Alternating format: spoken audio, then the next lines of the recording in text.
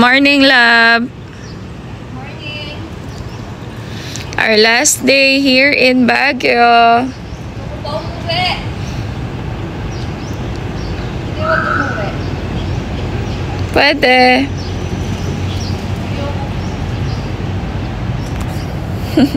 Ayaw mo pa umuwi, love? Ganitong view pag morning, everyday.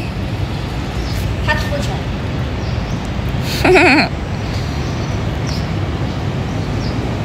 Nagpupupo sila. Pakain. Antay kumain.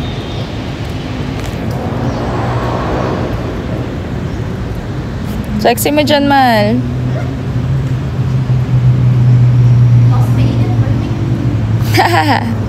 Feeling ko nangihina kamay ko, tapos ay, mahulog.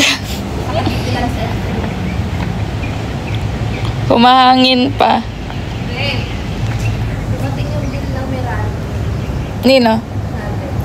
Ah. 4? 4K? Naka-aircon. Sko! Liko, dito na lang tayo. Hindi na naka-aircon. Kaya nga, dudungaw ka lang sa bintana. Ayun na si Zero. May uuwi na yung dalawa. Hi, Jiro! Zero, bye-bye. May bye. Tofi! Tofi! Tofi! Bye. Bye. Niwang ka na, babe. Bye, Tofi. Alam, babe, akit na yung dalawa.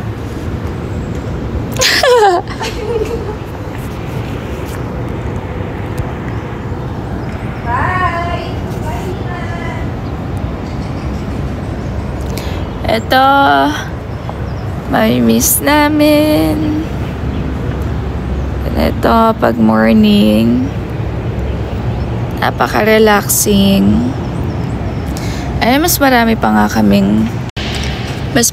nga yung nagstay kami na nandito lang sa unit kesa sa nasa labas kami. Sarap kasi yung magpahinga. Iba yung ambience, tapos yan, relaxing talaga. Oh, may muta pa yan. Sorry na.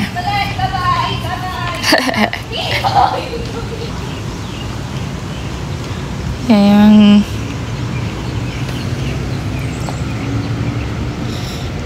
mahal ko.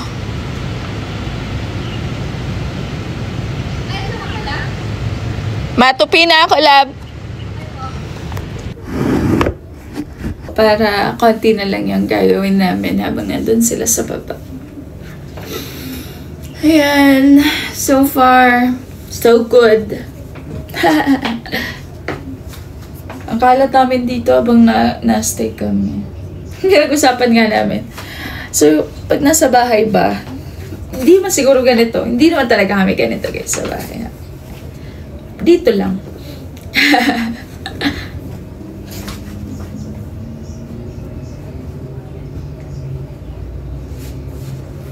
Yan. Dami rin namin labahan.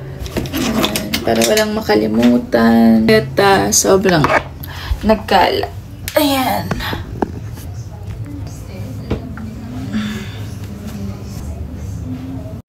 Hi guys, good morning. Yan, kakailamis lang ng asawa ko. Time check, 7:45. Nakapag-ready na kami ng mga gamit namin. Ayan na. Tabi dyan, sabi ko mga gamit namin. Ayan na po yung mga gamit namin. Pinapakain ko na lang yung dalawa kasi naghaharutan pa. Jiro! Jiro! Unaan mo na si Tofi kumain. Dali na. Dali. Kain na, Tofi. Dali. Dali. Ayan. Ready na kami. Nakaligpit na din dito. Habang nanonood sa sarili namin. Ay, yung mga basura, mahal ko. Shorts na lang kami, tapos t-shirt. Kasi syempre, mainit na pagbaba. Saka dumating yung bill namin sa Meralco. Dumoble. Sobrang init sa Manila. Buti pa dito, hindi mo hala ng aircon, diba, love? Kaya nga electric. So, ayan. Siguro mahal yung ibang gamit. Ibaba na natin.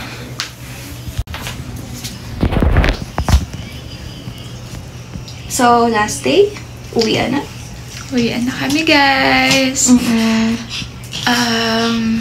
Ayan, may imimit tayong isang light chef fam na may papasabay na mga banana. fruits. Fruits. Tapos bibili na rin tayo ng mga pasalubong na loob. Pasalubong na rin. Sulit naman, kahit konti lang yung napunta natin. Sabi ko nga sa kanila kanina, grabe, mas marami pa nga yung stay namin dito sa unit. Kasi, yun naman talaga yung goal. Makapag-relax, pahinga. Yung Makalimot. sobrang feel namin yung Vibes. ambience, lahat. Okay. Cozy kasi talaga. Like, madadala ka na, lagi na nakahiga, ganun. Love, love. Love, love. Love you. Love you. Gusto pa bumalik dito? Pero siguro ibang place naman. Sa malamig lang, love. Ha? Sa malamig. Nawa na kaya yung ingat. To, hindi pa kumakain ng dog food. Kumain na ng dog food. Tofi! Giinarte kasi to si Tofi. Gusto lagi masarap yung ulam. Sakay na namin lahat ng gamit sa sasakyan and usap-usap nga kami. Ayan yan, lungkot na mukha ni Chelsea, diba? Diyan kasi pinag-usapan namin. Ang dami namin talagang mamimiss dito sa Baguio. Kung meron nga lang kami may stayan, why not? Dito na lang talaga kami mag-stay. Di na nga nakapagpigil si Chelsea. Sabay sinabi niya sa akin na pwede bang hindi na lang ako pumasok? Kung kaya lang talaga at pwede na, why not, diba? E di lagi na lang kami nasa labas, galaan, pasyal ng pasyal at isasama namin kayo sa lahat ng biyahe na yon.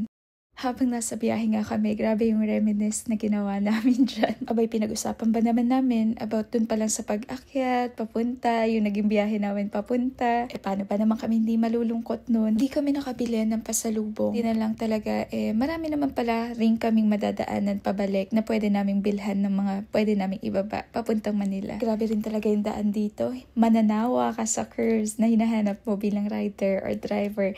Nakakaaliw lang. So dito at nakahanap na nga kami na pwede namin bilhan. Nakita kasi namin yung mga sasakyan na nakapila. So inisip namin, baka dito mura. Tapos dito rin talaga sila bumibili. Di rin talaga namin alam kung ano bang dapat or yung pinaka-best na iuwi namin pa Manila. And sobrang haba neto. Dulo-dulo as in lahat sila na nagbebenta ng mga gulay, mga delicacies, and ayun, prutas, hindi mawawala. Kaya kung hindi rin man kayo makabili, huwag kayo mag-alala kasi bukod dito, marami pa sa unahan na pwede nyong bilhan. Dito nga lang namin hindi nagawa na tumawad pa sa pagbili namin ng mga pasalubong. Bakit? Kasi yung price nila compare sa ibang lugar na nabibilhan din namin ng pasalubong, hindi namin alam, parang nanibago lang kami kasi hindi sila ganun kamahal sa mga binibenta nila. May iba dyan, mabibili mo ng 6 for 100, 3 for 150, tapos sa gulay, dalawang set ng mga gulay just for 150, kaya sobrang sulit na rin talaga. Siyempre, after mo naman mamili, pupunta ka na dyan para magbayad. Hindi para dalhin mo yun sa Manila nang hindi ka bayad, diba?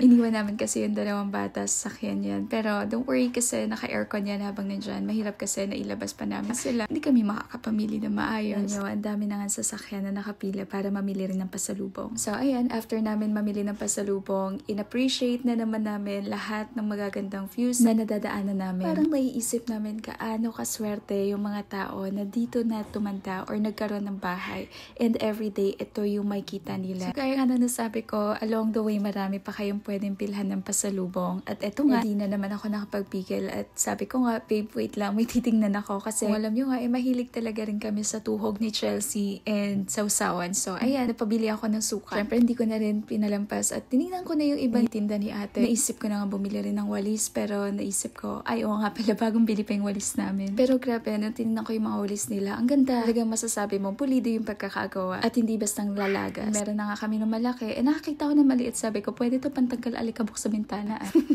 Ang dami kong sinasabi, ang dami ko pang sinilip na tinda ni ate. Wala pala akong dalang wallet, so kinuha ko muna yung wallet sa sakyan. And syempre, hindi tayo alis nang di nagbabayad, so bayad muna ulit. So naisakay ko na sa sakyan yung second na napamili naming pasalubong. And naintriga si Chelsea, ano yung klaseng chips ito. Taro chips siya, and di ko lang sure kung tama pa if kamote siya. Basta yun na yun. Every time talaga may lalabas or bababa ng sasakyan, ganyan sobrang excited yung dalawang yan. Akala mo na nagkahiwalay ng napakatagal na panahon. Ayan, at ang dami na naman namin nadaanan na sobrang ganda at attracting na view para sa amin. Kasi as a nature lover, talagang yung mga ganito, grabe namin ma-appreciate. So siguro nga sa iba, syempre sa mga lokal, napaka-natural na sa kanila and normal na lang ba na makita nila to sa araw-araw. Pero bilang kami, mga nakikita namin na puro buildings, ganyan. So talaga grabe namin ma-appreciate to. And tuwang-tuwa kami. Mali pagpa-uwi na nagmamadali na kami niyan, pero dito hindi. Binabagalan pa nga namin. Tanghali na rin yung time na yan. So nakahanap kami na makakainan. Siyempre naintriga na naman kami at nakita namin marami naka-park na sasakyan. So sabi namin mukhang masarap dito. At saka sa door nila, ang dami kasing stickers dyan. So sabi namin, talagang baka dinadayo yung lugar na ito. Sobrang gutom na rin talaga kami dyan kasi anong oras na rin nun. Nasar na nga ako ni Chelsea nung time na yan kasi parang wala na raw talaga ako sa mood ni hindi na raw nagsasalita. Paano naman ako 50 magsasalita? Wala na nga ibang iniisip yung utak ko. Kundi kakainan, sana may madaanan, ganon. Dito sa restaurant na to, may mabibilan ka rin pasalubong. So kung hindi ka ulit nakabili pa dun sa mga nadaanan mo, pwede ka rin ditong bumili after yung kumain. Dito sa part na to, at inaasar na naman ako ni Chelsea. Kundi lang nagkaroon ng problema yung audio namin, maririnig nyo naman to lahat at hindi ako naka-voice over dito. Malalaman nyo inaasar ako at isasagot ko dyan. Diba? Kain na kasi talaga. Gutom na talaga ako. So nakakita si Laika ng mga stickers. So sabi niya, kunin niya daw yung sticker sa phone ko. Ikakabit niya dito. So if ever madaya kayo dito, alam niyong nadaan kami dito. Hi! Team Laiche. Team Laiche yarn. And Team Laiche for babies. Pinaka-paborito talaga ng asawa ko kahit saan talaga kami pumunta. Siguro kahit pumunta kami ng ibang bansa, sisig pa rin hanapin na ito. Kahit pumunta kami ng Alaska, France, hanapin na ito. Ma'am, sisig po. Ayan. So, kain muna po kami. Ayan. Bati na tayo. Kasi kahit di tayo nag-aaway, pag gutom ka, magkaaway tayo. Rico. Pasimple pa siya. Ba't ka pa nag-request ng extra rice? Extra rice na yan sa'yo. Grabing gutom yan. Gutom na gutom ka. Kain ka madami. I know. Sige, ate, 5 extra rice.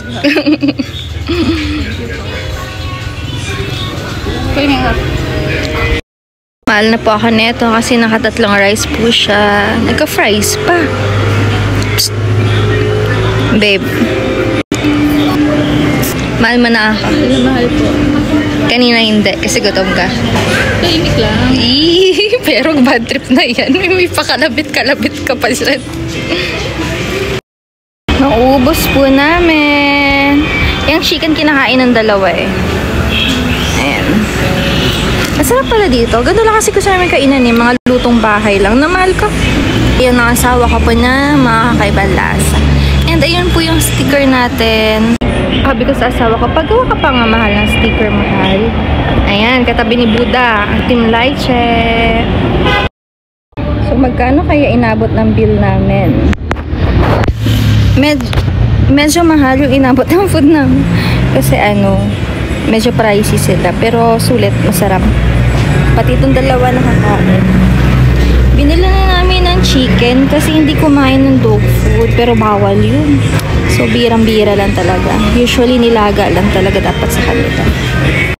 Bale, tayo-tayo muna tayo. Lahad-lahad muna. Ay, ang laking oh my God, magugustuhan to ng asawa ko. Ang laki. Ako kasi lang po ako midget size. Munchkin. Parang donut. Ayan. Cute naman ang mga wood carves nila. Ayun lang po ako. Yung parang daliri. Ganyan lang po yung akin. Natatain na daw siya, guys. Dami kasing nakain. Yan tuloy. Natatain na. Tatay ka? Ako nakuha. Back on the road na po kami. And yung asawa ko, nahiya yung puwet. Nakakadumi. So, di po siya nakadumi. Ayan. Punta muna kami ng Tarlac. Itadaanan kami. Herona, Tarlac. Ayan. So, andito kami ngayon sa Herona Market. Nandito kayo guys ngayon sa Herona Market at bibili kami dahil libre kami ni Jen. Si Jante ang magaling. Suot niya yung shirt. libre daw kami ni Jayan ng Shein. Magpo-food trip daw. Uwian na. And tumami yung aming mga dala dahil kay Jayan. Thank you sa mga padala nyo. Yung mga babies namin, tulog na tulog. Ayan. Si Tofi, tulog na tulog. Buhay na buhay, bawal matulog. Ako hindi pa naman. Ay, nagising. Ang bebe, nagising. No, smile. Ang pogi naman yan. Meme na ikaw. Ilang oras pa ba tayo? Halos 1.5 hour pa yatang biyahe. Saglit na lang, bahay na kami. Makakapagpahinga na. Ay, hindi pa. Yung mga gamit pa sa car. Ayusin pa. Ayan. Hi guys! So, ayan, kakarating lang namin sa bahay and Sobrang pagod. pagod. Namumula na yung mata ko. Ay, namumula na yung puwet ko. Ayan. So guys, thank you so much ulit sa pagsama sa amin sa biyahe namin pa Baguio and yung stay namin doon. Ayan. And samahan nyo kami ulit sa mga susunod pa na adventure. Landian. Kulitan. Ayan. So, thank you so much guys for always watching our videos and sa lahat ng nagsabi na ingat kami sa biyahe, mga nangangamusta. Ayan. Yung kahit saglit nakalimot ako, pero back to reality, kailangan harapin lahat ng problema. Pero okay lang, kasi andito yung mahal ko. Ano maiwan mo? No more issues, no more dramas, love lang. Ano? Ano maiwan mo? Pwede, paano mo? Hindi ka nga iiwan. 2033? Wala yun, joke lang yun. Ayan guys, so thank you so much for always watching. Don't skip to love guys. Don't skip. Thank you. Bye.